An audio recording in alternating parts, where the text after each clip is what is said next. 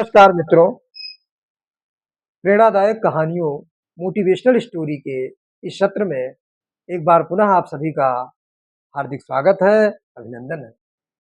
मैं नित्य प्रतिदिन आपके समक्ष प्रेरणादायक मोटिवेशनल स्टोरी को लेकर के उपस्थित होता रहता हूँ। कहानियों को बताने का उद्देश्य है कि मैं समाज को कुछ दे सकूँ। जो भी इस चैनल पर आए उसे कुछ न कुछ लाभ प्राप्त हो। और ये देखकर अच्छा लगता है कि आप हमारी कहानी को सुनते हैं, देखते हैं और अपना प्यार देते हैं। इसके लिए आपका हृदय से आभार। मित्रों, हमें सफलता प्राप्त करने के लिए संघर्ष करना ज़रूरी है। अगर हम संघर्ष करेंगे तो हमें सफलता अवश्य प्राप्त होगी।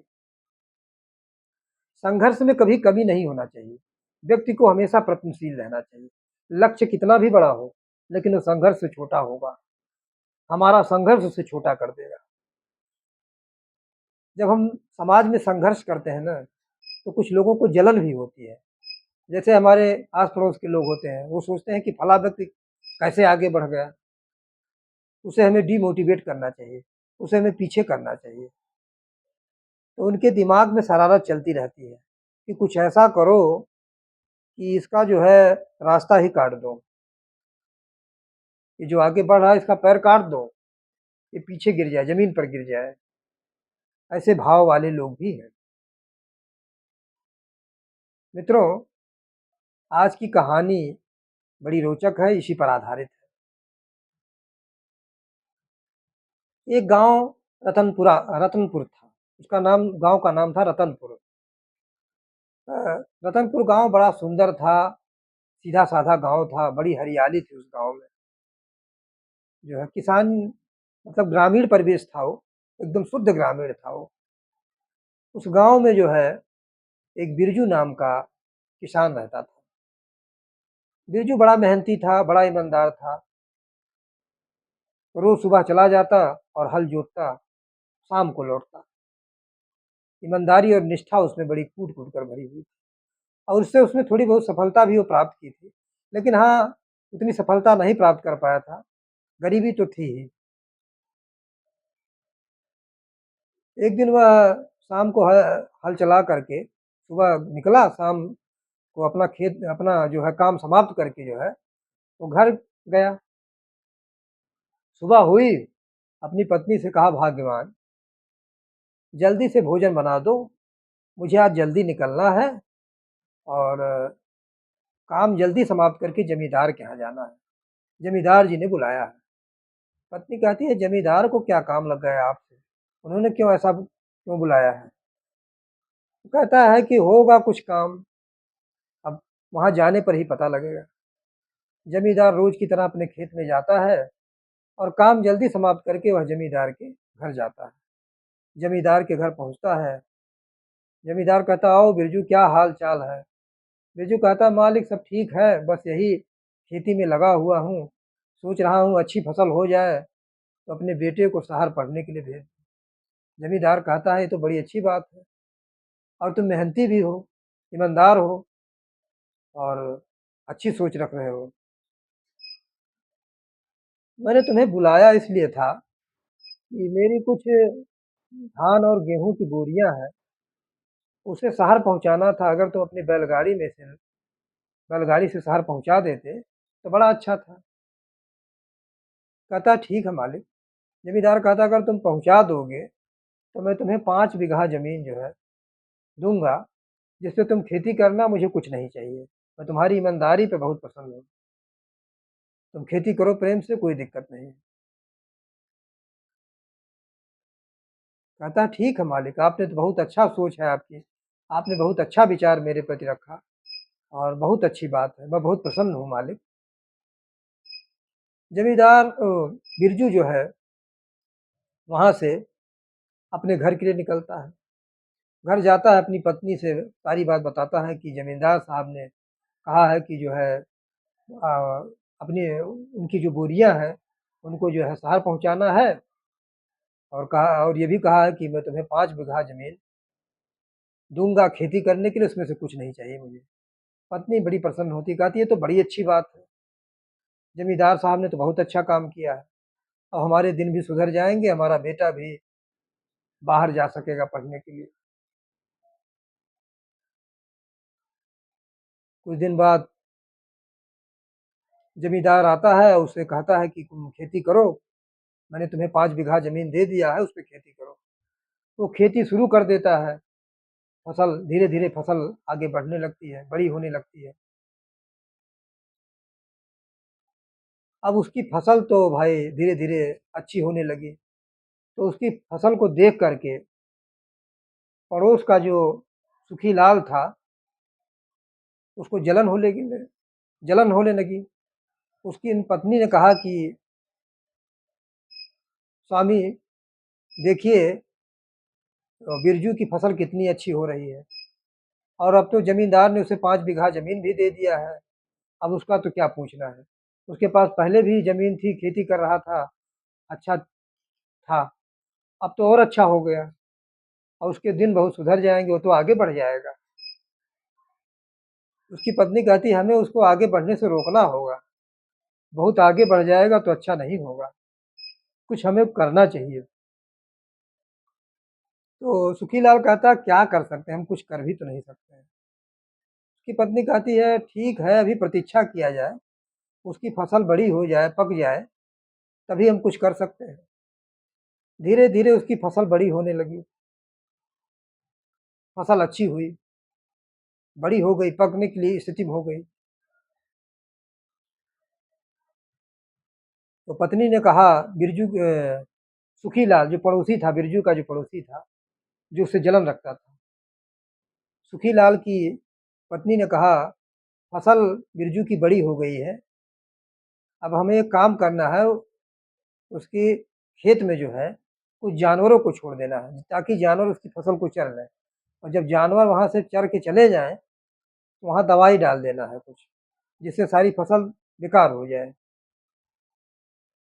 सुखीलाल कहता हाँ, तुम ठीक कर रही हो, लेकिन ध्यान रखना पड़ेगा कोई देख न ले, यह काम बड़ी दिमाग से करना पड़ेगा। और रात के अंधेरों में सुखीलाल जो है जाता है और पशुओं को छोड़ देता है, पशु सारे फसल चर लेते हैं और फिर दवा दवा भी डाल देता है, फसल उसकी खराब हो जाती है। बिरजू आता है, देखता है, अपनी पत्नी के साथ बड़ा दुखी होता है, कहता है भगवान कितनी अच्छी फसल हुई थी, सब बेकार हो गई। लेकिन मुझे शक हो रहा है कि यह किसी ने जानबूझकर किया है। ऐसा नहीं हो सकता कि फसल अचानक इस स्थिति में पहुँच जाए, किसी ने हमारे साथ धोखा किया है, बड़ा दुखी होता है। पत्नी कहती है आप दुखी ना हो, परेशान ना हो, आप हिम्मत बनाए रखिए, हार नहीं माननी चाहिए। कहता चलो ठीक है। जब दोनों घर आते हैं तो ज़मींदार जिसने 5 बीघा ज़मीन दिया था वो आता है, कहता ओ बिरजू, कहाँ हो? बिरजू आता है, दोनों पति-पत्नी आते हैं ज़मींदार के सामने। ज़मींदार कहता है कि भाई देखो, मुझे पैसे की आवश्यकता है और मुझे तुमसे आधा पैसा चाहिए, मैंने तुम्हें ज़मीन भी दी थी, तो मुझे जो है आधे पैसे चाहिए। अब उसका भी दिमाग बदल गया, पहले तो उसने कहा था कुछ नहीं चाहिए, अब वो कह रहा है हमें आवश्यकता है, हमें पैसे चाहिए। उसका भी मूड चेंज, जबकि ऐसा नहीं होना चाहिए था। जब उसने वचन दिया तो उसका पालन करना चाहिए था, लेकिन उसने कहा नहीं, नहीं, हमें जो है आधा पैसा चाहिए। बिरजू रोते-गाते मालिक हमारी फसल बर्बाद हो गई और जो है अब कुछ बचा नहीं है, मेरे पास कुछ है भी नहीं, मैं क्या दूँ? ज़मींदार कहता है कि हमसे झूठ मत बोलो, ऐसे ही होता है जब देने का टाइम आता है, तो लोग ऐसे ही झूठ बोलते हैं, तुम भी झूठ बोल रहे हो। कहता है मालिक विश्वास कीजिए। ज़मींदार कहता है मैं कुछ नहीं जानता, तुम्हारी फसल बर्बाद हो या कुछ हो, कुछ नहीं, मुझे तो आधा हिस्सा चाहिए, आधा चाहिए। और कहता नहीं दोगे, तो मैं तुम्हारी जो ज़मीन है, जोत रहे हो उसको भी ले लूँगा और तुम्हारे घर को भी ले लूँगा। कुछ दिन बाद आता है ज़मींदार घर, बिरजू के घर, उसका घर भी ले लेता है और उसका जो खेत था वो भी ले लेता है। अब वो बेचारा बेघर हो गया, जब बेघर हो गया तो अब उसके पास कोई घर नहीं, तो पति-पत्नी और बच्चे वहाँ से निकल गए घर से बाहर। अब रास्ते में चलते-चलते जो है, बिरजू के बेटे को भूख लग गई। बेटे ने कहा, "माँ मुझे भूख लगी है, कुछ खिलाओ।" अब उसके पास कुछ था नहीं। बिरजू कहता है, "देखो मैं कैसा लाचार बाप हूँ, मैं अपने बेटे को कुछ खिला भी नहीं सकता।" पत्नी कहती है, "आप परेशान ना हो, मैं बगल से कुछ माँग के लाती हूँ।" तो बगल एक घर था, तो वहाँ उससे कुछ माँगने जाती है कि मेरा बेटा भूखा है, कुछ दे दो। महिला कहती है कि मेरे पास कुछ नहीं है, भोजन सब खत्म हो गया है, तुम दूसरे यहाँ क्यों नहीं माँग लेती? तो इस तरह बेचारे को बहुत मेहनत करते-करते करनी पड़ती है, तब कहीं जाके भोजन कहीं मिलता है। तो इस तरह दोनों बहुत परेशान होते हैं और परेशान होकर के सोचते हैं क्या करूँ, कहाँ जाऊँ? तभी उसके दिमाग में आता है कि उसका एक मित्र था, उसका नाम था कुँवर। तो कहता है कि बिरजू कहता है अपनी पत्नी से, भाग्यवान मैं हम लोग शहर चलते हैं, हमारा एक मित्र कुँवर है, उसी के पास चलते हैं, वो हमारी बड़ी सहायता करेगा, हमारी सहायता ज़रूर करेगा, बहुत नेक दिल आदमी है। तो शहर में बिरजू के पास वो शहर में जो है कुँवर के पास जाते हैं और कुँवर से कहते हैं कि हम लोग जो है अपनी परेशानी बताता है कि हम लोग जो है हम लोगों की ज़मीन ज़मींदार ले लिए हैं और हम लोग बेघर हो गए हैं, इसलिए तुम्हारे घर आए हैं कुँवर। तो कुँवर कहता है कि जो है आप परेशान ना हो, आप दोनों लोग परेशान ना हो और मैं मित्र हूँ, मित्र किस दिन काम आएगा? मित्र इसीलिए तो होता है कि अपने मित्र की सहायता करें। तो कुँवर जो है कहता है कि आप लोगों को कहीं जाने की ज़रूरत नहीं। मेरा ये घर खाली है, आप इसी में रहो। आपने बहुत मेरी सहायता की है जीवन में। आज जब दुःख की घड़ी आई है तो मैं सहायता करूँगा। कहता है आप सभी लोग यहीं पर रहें, मैंने एक घर और लिया है, मैं वहाँ पे रहूँगा। मैं जा रहा हूँ वहाँ रहने, यहाँ जब तक जी चाहे रहो आराम से। बिरजू वहाँ अपनी पत्नी के साथ जो है रहने लगता है। लेकिन अच्छा, वो जाने से पहले कुँवर उसका दोस्त जो है, उसने कुछ पैसे भी दिए थे। उसने कहा था कि यहाँ पर रहो और ये कुछ पैसे रख लो, काम आएँगे।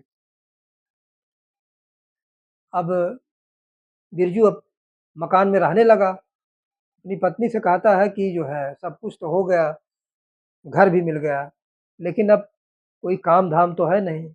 अब शहर में क्या किया जाए? तो बड़ी समस्या है। खाने की भी व्यवस्था हो जाए तो अच्छी रहती है। बिरजू की पत्नी कहती है कि जो तुम्हारे दोस्त ने धन दिया है, उसमें वो पैसा बचा ही है। मैं ऐसा करती हूँ कि इसका जो है समोसा शहर में जाओ और इसी पैसे से कुछ सामान ले आओ। आलू ले आओ और समोसा बनाने के लिए कुछ सामान ले आओ। मैं उसका समोसा बनाती हूँ, उस पैसे से खरीद लाओ सामान, मैं समोसा बनाऊँगी और उस समोसे को तुम क्या करना, उस समोसे को आप ऐसा करना कि बेचना घर-घर जाकर के, शहर में घर-घर जाकर के ठेले पे लगाकर बेचना, उससे कुछ आमदनी तो हो ही जाएगी। बिरजू कहता, "हाँ, ठीक कह रही हो।" तो बिरजू जो है मार्केट से जाता है और कुछ सामान ले आता है, आलू ले आता है और समोसे में जो पड़ने वाले आइटम हैं, जो ज़रूरी चीज़ है वो सब ले आता है। उसकी पत्नी समोसा बनाती है और समोसा बन के तैयार पूरा। बिरजू क्या करता है उस समोसे को ठेले पे रखता है और लेकर के जो है शहर शहर में हर जगह चौराहे-चौराहे समोसा बेचने लगता है। अब वो समोसा बेचने लगता है तो उसकी दुकान चल जाती है, समोसा अच्छा बिकने लगता है। अब रोज़ उसकी दिनचर्या हो गई, रोज़ समोसा बेचता और उस समोसे से उसको काफ़ी धन इकट्ठा हो गया। इतना धन इकट्ठा हो गया कि उसने शहर में ही एक दुकान खोल ली, चाय की दुकान, चाय और समोसे की दुकान खोल ली। दोनों पति-पत्नी उस चाय और समोसे की दुकान की देखभाल करने लगे। अच्छा, सब कुछ अच्छा चल रहा था। एक दिन बिरजू अपने घर बैठा था, उसे अपने गाँव की याद आ रही थी। उसने कहा, भाग्यवान, शहर मुझे बहुत अच्छा तो नहीं लगता लेकिन मजबूरी है। गाँव में बड़ा अपनापन है, खुली हवा है, सब कुछ है। तो मैं सोच रहा हूँ एक बार, अब तो हमारी स्थिति भी ठीक है, गाँव भी टहल आते हैं और मेरी रहने की इच्छा तो वहीं रहती है। पत्नी कहती है, जब आपकी इच्छा वहीं है तो चलो। पति-पत्नी दोनों जो है अपने गांव रतनपुरा जाते हैं। जब अपने गांव रतनपुर पहुंचते हैं तो देखते हैं कि जो उसके पड़ोसी सुखी लाल थे, वो बहुत गरीब हो गया, पहले से भी ज़्यादा गरीब हो गया और उसके पास कुछ बचा नहीं था। और उसके घर में बीमारी आ गई थी, उसकी पत्नी बहुत बीमार थी, बेचारा वो जो है बहुत परेशान था, सुखी लाल। अब परेशान क्यों न रहे, उसने अपने मित्र बिरजू के साथ धोखा भी तो किया था। तो जैसे सुखी लाल को पता लगता है कि बिरजू शहर से गांव में आया है, तो बिरजू के घर आता है और बिरजू से कहता है कि बिरजू भाई, मुझसे बहुत बड़ी गलती हो गई, मुझे माफ़ कर दो। बिरजू कहता है क्या गलती हो गई भाई बताओ। तो बिरजू से कहता है कि तुम्हारी जो फसल थी, सुखीलाल बिरजू से कहता है तुम्हारी जो फसल थी खराब हुई थी, वो मैंने ही खराब की थी, मेरे मन में ही शरारत आ गई थी, मैं तुम्हें आगे बढ़ते हुए नहीं देख सकता था, इसलिए मैंने तुम्हारी फसल में जानवर छोड़ दिए थे और कुछ कुछ दवाइयाँ डाल दी थी। बिरजू कहता है कि भाई तुमने तो ये बहुत गलत काम किया, ऐसा नहीं करना चाहिए था, लेकिन चूंकि तुमने माफ़ी मांग ली है तो मैं तुम्हें क्षमा कर देता हूँ। मैं तो तुम्हें क्षमा कर ही दूंगा, लेकिन क्षमा उससे मांगो, भगवान से मांगो क्षमा, मुझसे तो क्षमा मांग ही ले लो, भगवान से क्षमा मांगो, क्योंकि भगवान क्षमा कर दे तो सब कुछ ठीक है। इस तरह से जो है वो अपने पे वो बिरजू से क्षमा मांगता है और अपने किए पर उसके बड़ा पश्चाताप होता है, बड़ा दुख होता है कि मैंने बहुत गलत काम किया। तो ये जो कहानी है, ये हमें क्या बताती है? ये कहानी हमें बहुत कुछ सिखाती है। हमें ये बताती है कि हमें अपने मेहनत में कमी नहीं करनी चाहिए। जैसे बिरजू ने मेहनत किया, बिरजू ने लगातार मेहनत किया, हाँ, और मेहनत करते-करते उसे सफलता मिली। वो मेहनत किया लेकिन कहीं रुका नहीं। एक चीज़ में असफलता मिली तो दूसरा चीज़ पकड़ा और धीरे-धीरे, धीरे वो सफल होता गया। और जो सुखी लाल था, उसने जो है गलत कार्य किया उसके साथ। उसने जो उसकी फसल नष्ट कर दी और उसे अपने किए का फल मिल गया। तो मेहनत करने से, निरंतर प्रयास करने से हमें सफलता अवश्य प्राप्त होगी और कोई सफलता में बाधक बनेगा तो उसे दंड भी भोगना पड़ेगा। अगर आप किसी के साथ गलत करते हैं तो निसंदेह आपके साथ गलत होगा, आप कहीं बच के जा नहीं सकते हैं। तो आज की कहानी हमें बताती, बहुत कुछ सिखाती है और इतनी जो मैंने कहानी बताई है उससे आपने बहुत कुछ सीखा होगा, मुझे बताने की बिल्कुल ज़रूरत नहीं है। तो मित्रों, आपको ये कहानी कैसी लगी ज़रूर बताइएगा और आप लोगों को बहुत-बहुत धन्यवाद कि इतनी देर तक आपने हमारी कहानी को सुना। जय श्री कृष्णा।